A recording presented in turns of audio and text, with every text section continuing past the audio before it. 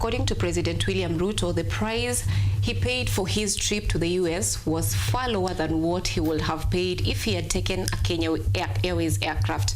The president expressed his worries about why he did not use the presidential jet or Kenya Airways plane on his state visits to the United States in a statement posted on X.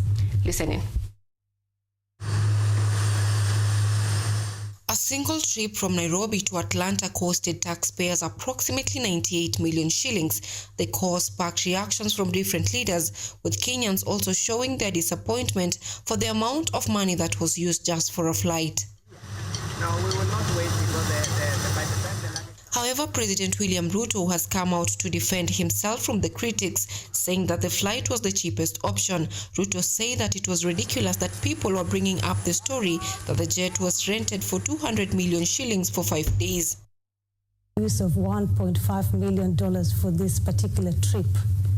But back home, Kenyans are saying you are overspending, but at the same time, you have asked Kenyans to tighten their belts for you to recover the economy. What do you say about this? I think the expenditure on my trip are completely exaggerated.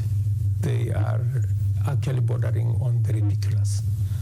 I am very careful about the resources that I spend. In fact, I have cut down on funding to my office. But I can tell you from where I sit that the numbers being bandied around are ridiculous, to say the least.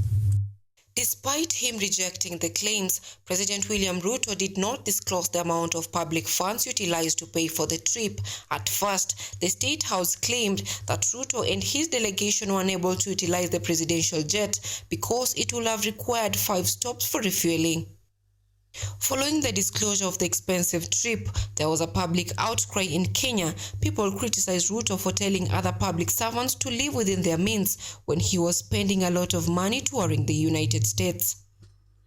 Previously, worries regarding the president's expensive trip had been downplayed by the administration, citing spokesperson Isaac Mwaura. Mwaura said that the advantages of the trip far exceeded the cost of the private aircraft. The United Embassy in Nairobi refuted earlier claims that the United States had provided for Ruto's travel.